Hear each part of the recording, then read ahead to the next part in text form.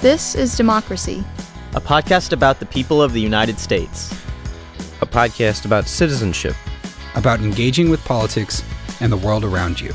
A podcast about educating yourself on today's important issues and how to have a voice in what happens next.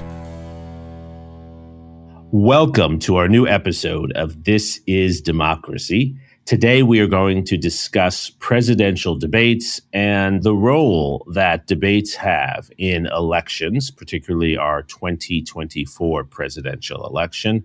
On September 10th, we had a major presidential debate between presidential candidates Kamala Harris and Donald Trump. It might be the only presidential debate we have between these two candidates. We will talk today about why these debates matter, if this particular debate had any effect on the race, and we will try to understand the ways in which the debates between presidential candidates have in the past and might continue into the future to influence the way our democracy operates. We are very fortunate today to be joined by our friend and frequent guest, Paul Stekler. Paul, thanks for joining us today. Glad to be here. Paul Stekler, as our listeners know, and as the whole world knows, is a nationally recognized documentary filmmaker who's been critically praised for his work. He's done some of the most important work on film and politics, using film to help elucidate the nature of American politics. He has made numerous films, more than I can name, and many of them, I must say, are some of the very best documentary films made in American history. I will just name a few of my favorites. The best documentary film on George Wallace, a major right-wing politician in American history. George Wallace, Setting the Woods on Fire, is one of Paul's films. He also made a film, Last Man Standing, Politics Texas Style, Last Stand at Little Bighorn, and one of my favorites and perhaps most relevant films for our current political discussions, Postcards from the Great Divide, which is a web series about politics for the Washington Post and PBS Digital. Paul's films have received 2 George Foster Peabody Awards, 3 Alfred duPont-Columbia University Journalism Awards, 3 National Emmy Awards, and a special jury prize from the Sundance Film Festival. It must have been fun to go to the Sundance Film Festival, Paul. It was great fun. I used to live out in Utah, so I think the paper said I was the only sort of Utah resident who had ever won at the Sundance Film Festival. Were you one of the only non-Mormons there as well? No. This is Park City, so it was a secular event. Gotcha. Well, it is great to have you on again, Paul, and it is wonderful to have a chance to put the presidential debates in perspective, both historically and politically. Before we get into our discussion, we have, of course, our scene-setting poem from Mr. Zachary Suri. What's the title of your poem today, Zachary? Everyone is laughing. Everyone is laughing. I hope this makes us laugh. Let's hear it. When we see them on our screens, do we think their words are real? Do we feel what we're supposed to feel? Do we feel it in our spleens? Is it kindness that we want to see, or just a basic empathy? Or is it but a wrestling bout, one with the loudest shout? It isn't clear that anyone listens or pays attention at all, except to the bully who screams at the wall, except to the man whose words seem to stall. What does it mean then to look us in the eyes and laugh, to break the anger clean in half and smile at the passing lies? All you can do is stare when everyone is laughing at you and knows what you say isn't true and knows you do not care. All you can do is stare. What inspired this poem, Zachary? This poem was inspired by watching the last debate between Kamala Harris and Donald Trump, and really the sense that you get that it's not just an election about policy or politics, but about the temperament of these two people. And the way in which that clash of temperament played out on television was particularly fascinating. The way in which one candidate responded with anger and vitriol, and the other with a sort of calm, almost sense of humor, was very striking to me. Hmm, hmm. I think that makes sense, and I think it affects the way we think about and saw this debate. Paul, do these debates matter? Does it matter that, as Zachary says, we had two candidates on September 10th with very different temperaments, clearly very different approaches to the way they talked about issues such as immigration? Does it matter for our election? Well, it's this it's complicated. And I've got a whole list of things over here in terms of histories of debates and if they made a difference or not, which I'd like to go into. And, sure. I mean, everybody agrees, that the debate was won by the vice president. Okay. But what does that actually mean? The conventional wisdom is that debates don't mean much of anything, that they're mostly watched by partisans on both sides. And that's the way they evaluate these things. It's hard to look at history to see that a debate, made a gigantic difference. But a lot of times, a small difference is crucial in an election. Let's take a look at the history of debates to start off with very quickly, and then get into this one. Please. The famous Kennedy-Nixon debate in 1960, clearly helped John F. Kennedy. The interesting thing about it was that people that watched the debate overwhelmingly thought that Kennedy had won it. People that just listened to the debate overwhelmingly thought that Nixon had won it. And it was a case of, oh, this is television. Does that mean that the visuals are more important than the substance? Because, Kennedy was young and good looking, and Nixon was sweating a lot, and had a 5 o'clock shadow. In 1976, Gerald Ford, the sitting president, mistakenly said that he freed Poland. It was a misstep. He didn't really mean that. And it was clear that it kind of hurt his momentum. If the election had gone on a few more days, he probably would have beaten Jimmy Carter. But having that momentum slowed for a day or two may have made a big difference. Ronald Reagan in 1984, his comeback against Mondale, was probably, reinforced an election that was already going to be won. But in 1988, you may remember Governor Dukakis being asked about what would happen or how he would feel about the death penalty if his wife was attacked and killed, and gave a very clinical answer, which was terrible. In that same year, our own Senator Lloyd Benson looked at Dan Quayle and said, you're a no John F. Kennedy. It was probably one of the best lines in the debate, but it didn't have any kind of an impact on the election. In 2000, Al Gore was blithering about having lock boxes and stalking George W. Bush around the debate stage, which probably didn't help him. Of course, the elder President Bush looking at his watch and not being able to talk about grocery prices in 1992. Obama's terrible first debate against Romney in 2012, against Mitt Romney, which he was able to rectify in other debates. And then we can debate the debate on the debates, Trump's performance in 2016, where he seemed to be losing to Hillary Clinton. 2020, where Joe Biden held his own, and we get to 2024. Again, clearly, Harris won that debate. Okay, so what does that actually mean? Well, the numbers, overall were pretty static afterwards. Not as if this was a big push, towards Harris. It's a 50-50 election. It was a 50-50 election beforehand. It still is, until you drill down the numbers. I think it's a 50-50 election where I'd rather be Kamala Harris than Donald Trump right now.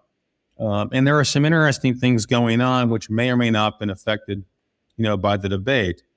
Clearly, Kamala Harris's favorability has had a miraculous upsurge, in the last couple of months, from being, close to 20 points underwater to being, a 50-50 tie in favorability, while Donald Trump's numbers have remained static, and a little bit underwater.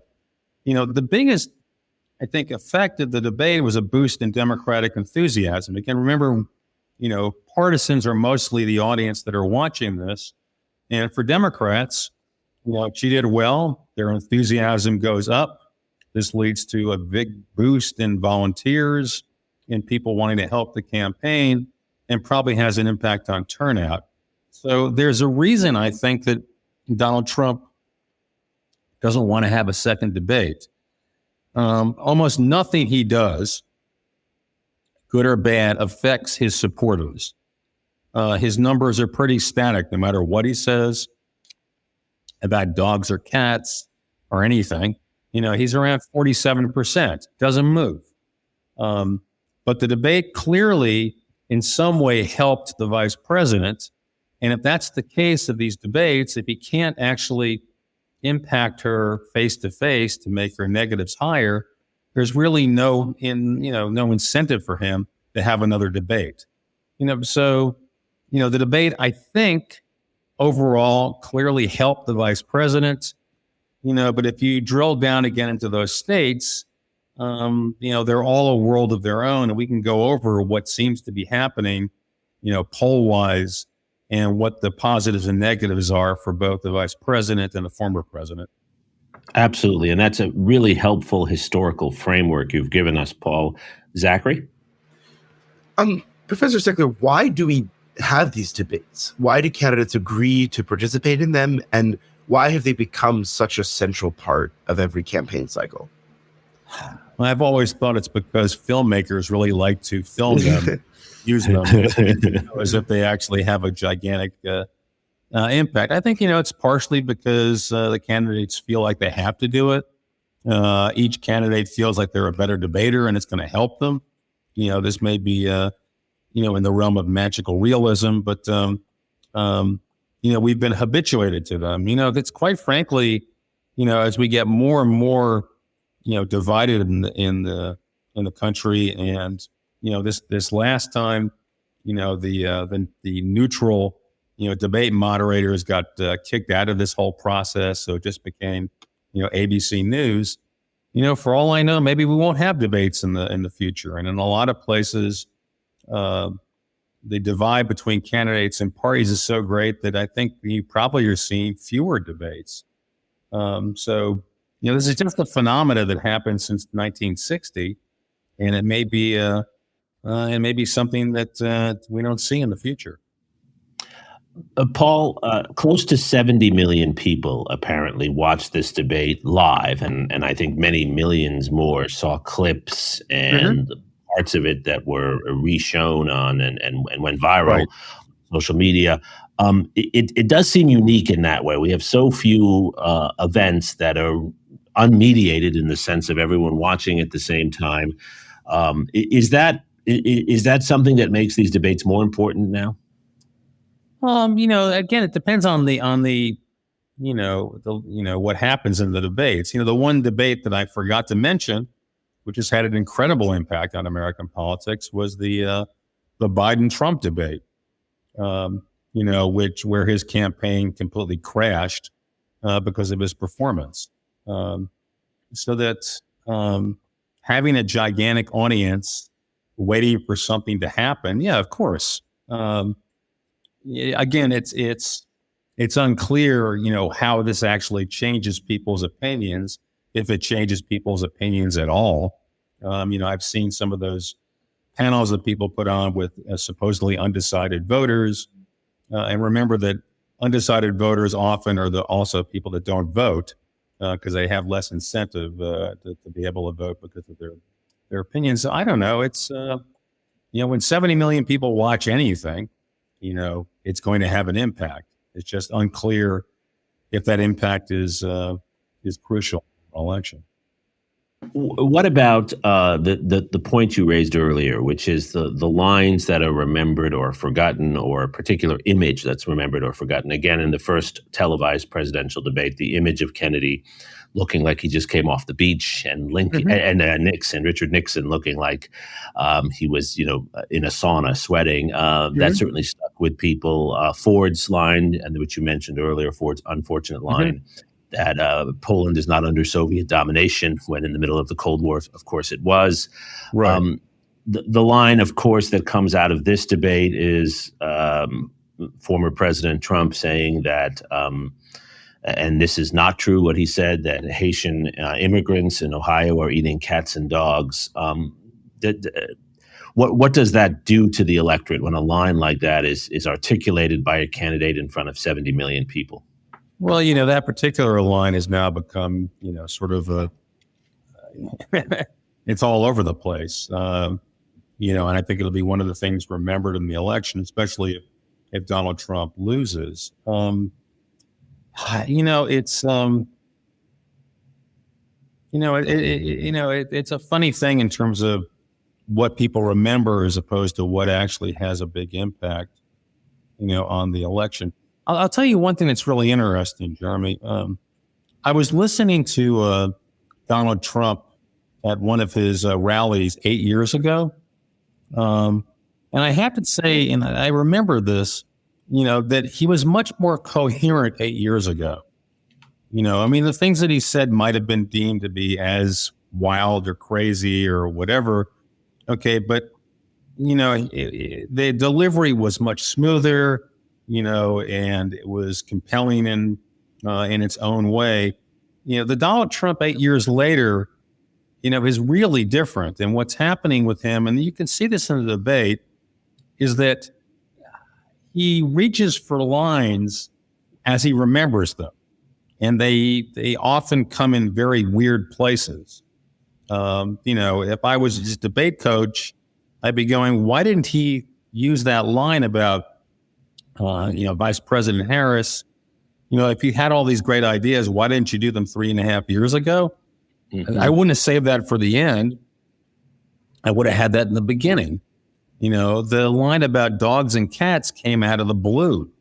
The line about Kamala Harris wanting to have the public pay for sex change operations for illegal migrants who were in prison, came out of the blue. By the way, she actually said something close to that in 2019, but it was put in a way where it kind of went in and out because his thought process is kind of like hit or miss all over the place, and it's partially what's going on with his rallies, where, it's become sort of a weird kind of more tired act. So, what will be remembered, what won't be, a lot of it has to do with what the final result of the election is. If Donald Trump wins the election, I don't know what we'll remember in terms of the debate. I do know that Joe Biden's performance in the debate will be remembered because it had such a profound impact on this election. Right. I think actually that might turn out to be already one of the most important debates, if not the most important debate in American history, for that reason, in that I agree. It's the only debate I can think of that knocked a presidential candidate out of the race, especially a sitting president. Yeah. Zachary? What have you made of the way that Kamala Harris's campaign in the debate, but also outside of the debate, has handled the issue of Biden so far? In particular, like how she's presented herself as both incumbent and the change candidate. Do you think that's been effective, or is that a unique campaign strategy?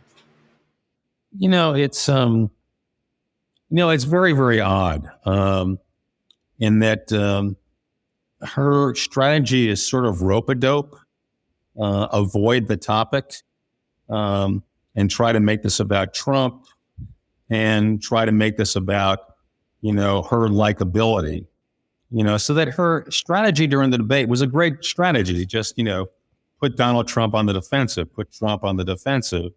without saying a whole lot of, substantive stuff about what you would do as president. I'm the change candidate. Well, it's hard if you really think about it to be the change candidate if you've been the vice president of the sitting administration, and quite frankly, last night, during her rally with Oprah Winfrey, when she said that she had a gun, and if somebody came into her house, she'd shoot them.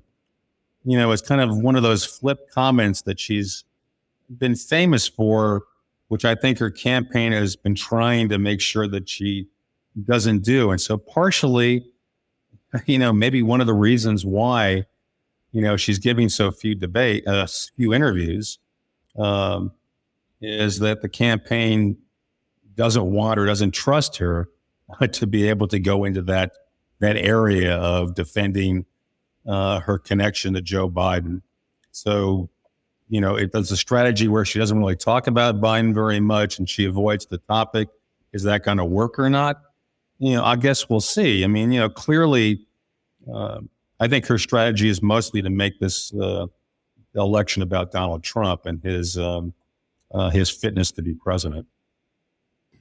Paul, on that topic of particular issues and which issues we focus on, clearly Donald Trump wants to focus on the border and what he and many voters see as a problem at the border.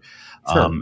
How do you assess Kamala Harris's response to the often outrageous statements, but sometimes also serious statements that are made by Republicans about the border? Well, clearly she's focusing on the compromise legislation that was offered by the Republican senator from Oklahoma, and the fact that Donald Trump killed it, and so that's a strategy, to go away from, the particulars of the issue. I'm not sure that she's been talking much about the fact that the numbers of arrests on the border are way, way down. If I was her, I would do that. On the other hand, how outrageous, Trump's claims are, and the cats and the dogs are probably the extreme of that. There is some pundit analysis that says that the reason that he continues to talk about this, Vice presidential candidate J.D. Vance actually said this, was that even if it's not true, it draws attention to the issue. And if they're winning on the issue, and according to the latest polls, it's still, a 10 to 15 point advantage, for Trump on the issue of immigration. Even if you're lying, if you bring attention to that issue, it helps you, at least in theory. The same reason that same kind of advantage on the issue of abortion and women's reproductive rights, helps the Harris campaign. So, there are some odd things in terms of what actually pings people's attention, and what brings them out to vote. And, we can, sometimes laugh about this dogs and cats stuff in Springfield, Ohio, which ironically, by the way, is where the governor of Ohio, Governor DeWine, was born. And I think he has an opinion piece out today about, begging people to stop, stigmatizing the Haitians who were actually legally there in Springfield and were and asked to be there to be able to fill needed job openings for the economy of Springfield. If this actually helps Donald Trump, this would be awfully ironic. Right. And it should be said that the governor of Ohio is actually a Republican. And so this is also dividing at least that part of the Republican Party. Paul, one of the themes in your incredible repertoire of documentary films, one of the themes you come back to time and again is, of course, the theme of race. Mm-hmm. And one of the takeaways I've had from watching your films on American politics is how embedded race is, not in just the statements, the racist statements that a George Wallace often made, but more deeply embedded in the habits, in the imagery, in the day-to-day of American politics. And I think your documentary films really bring that out. And of course, the work you did on Eyes on the Prize, the major civil rights series, also brings that out. Do you see this election as a continuity, as another chapter in that story? Well, I think as America becomes more diverse, and our our opinions about race, change over time. It's hard to say. I mean, there are prominent African American Republicans now. The split that was always there in terms of Latino voters and African American voters is sort of becoming more distinct as you have more, especially Latino men, backing Trump in this election. It's hard to decipher. I mean, how do you, where does the race issue come down when you've got Lieutenant Governor, Mark Lawrence in North Carolina imploding? It's a black Republican who Donald Trump actually once said might become president of the United States. I think that there are, obviously for some people, race is an important, if unsaid issue, and there's a lot of, things under the, that underlie some of the statements that are made by people in the election. Is it more important that Kamala Harris is black or that she's a woman running for president? I just don't know. I mean, obviously, this country has gone through unbelievable change, in terms of its orientation to race in the last 60 plus years. I think Strom Thurmond would be turning over in his grave if he saw what was going on, even in his home state with a African American senator. So, it's hard for me to say, Jeremy. It's but race is always an important part of American culture. And if it's an important part of American culture, it's an important part of American politics. Right. And it might be one of those issues that is particularly polarizing today in the assumptions people make about race in their daily lives. Just to clarify, Paul was referring to the Lieutenant Governor of North Carolina, Mark Robinson, who, as of this moment, as of September 20th, is still running for governor of North Carolina, despite all kinds of controversy about his personal life. And he also referred to Senator Strom Thurmond, who's now passed away, longtime senator from South Carolina, who has been a subject, actually, that we've talked about, an individual we've talked about on this podcast before, especially in his role as a Dixiecrat and a filibusterer of civil rights legislation. Paul, I wanted to turn a little bit to your thoughts on the one other debate we know there will be in this election season, and that's a debate on October 1st between the vice presidential candidates, Tim Walz and J.D. Vance. What do you expect? Will that debate matter? Talk about debates that don't have any impact on anything. Lloyd Bentsen took Dan Quayle apart in 1988, and Dan Quayle still became vice president. I think that the audience will be much smaller. I'd be very surprised if it had much of an impact. I think, if anything, the people that do watch the debate will be curious about the performance of J.D. Vance, who's been a very polarizing figure in this election. Clearly he's on the ticket to be able to energize the Republican base, the conservative base, which I suppose he will continue to do.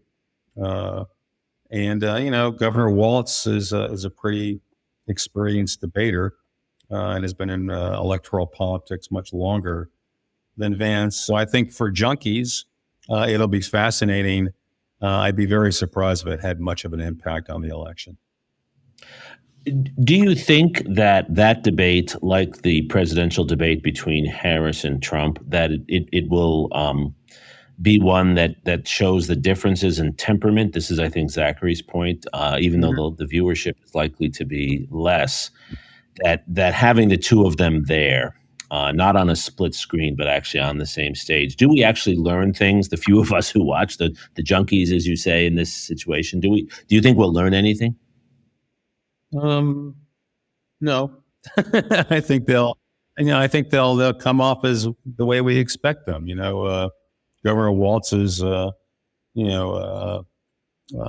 his advantages is that he's a very likable guy, and that's the way he campaigns. J.D. Vance, is a lightning rod for, a certain kind of, in your face conservatism or MAGAism.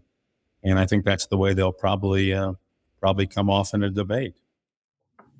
So that brings me to my last question, Paul, and it's one I've been wanting to ask you for years. We're friends, and we often talk a lot about politics. You and I, it's what we talk about, right?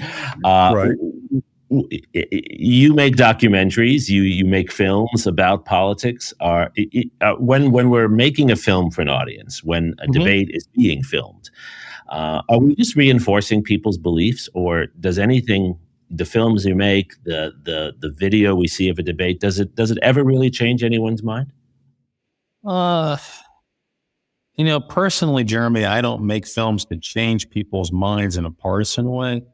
I've always hoped that the films that I made about politics would be about helping people to understand how our political system works, and also understand the humanity of the people that are involved in it, not just the candidates, but the partisans, the volunteers, and the electorate. So that, does it change people's minds? I doubt that. Maybe a commercial, would have an impact if it was able to push on the right button, sort of like the Bush commercials against John Kerry and the flip-flopping, windsurfing commercial, which was very effective back in his reelection campaign. But in terms of my films, I don't make them to change people's minds. I make them to have people understand the system that we have and the importance of democracy. And do you think the debates help with that too, or do they have the opposite effect and disgust people and turn them away? No, I don't think they turn people away. For my fellows, they're, as I was joking, they're very important in terms of filmically having us understand who the candidates are in their prep and how it fits into their campaigns. In terms of their importance in the election itself, I think they're important because otherwise, all news is beneficial. Part of our crisis in America right now is with the growth of news deserts, especially in the local level, where people are not getting much information at all about local elections and things like that. That's a real crisis. So that anything that helps us understand the candidates is beneficial. Without that, we're left to, campaign ads and attack ads, and conspiracy theories on the internet. So even if debates don't have a profound effect on the election result, I'm all in favor of having them. Well, and that Paul, I want to just stay with this for 1 second. That brings us back, I think, to the Biden-Trump debate, because it does strike me that even though in that debate and probably in most other debates, we don't learn that much about how candidates stand on the issues. We certainly learn more about the issues when we watch your documentaries. Sure. But in debates, I'm not sure we get in-depth analysis of any issue in any case. Even if you go back to the Lincoln-Douglas debates in 1858, you can see that there's posturing and all of that as well. Sure. But the debates do give us an insight, a documentary of the candidates' health in some ways, right? And that is what we all learned about Joe Biden, was how many challenges he was having physically and mentally at that particular moment. Is that significant? Of course it is. And when I was going through my education for a doctorate in political science, the cliche was that we didn't vote on issues, we voted on personalities. Who did you like? And the people that you like, you then associate with the issues that you care about. So that even if the debates themselves are not tremendously substantive, they do either inform or reinforce your opinion of what these people are like as people. So, sure, I think that's very, very useful. Again, for Kamala Harris, clearly either the debates or the campaign or something has profoundly affected her favorability. and that increase in favorability has made her campaign, that much stronger. The interesting thing again is that, nothing that Donald Trump does in the debates, in his statements, whatever, seems to have any impact at all on his favorability, and his status in the American public. He's stuck around 47%, but this is probably because we've had so much Trump in the last 9 years. What else is there left to say? Right. So, Zachary, coming to you, Paul's made the point, I think, very well that, the debates do give us some insight into the personality of the individual. They affect favorability ratings to some extent. And Kamala Harris has been able to get a little bit of a bump, it seems, from this. Her lead has slightly expanded as a consequence and maybe solidified from the debate. Do you see, because I know you have friends and know many other young people who are disillusioned about politics, do you see the debates affecting young people in any way? I think, to be honest, the debates make young people more disillusioned about politics. It's sort of depressing when there are real issues that people care about and want answers to, for like one of the defining political moments of an election campaign to be so removed from the real issues.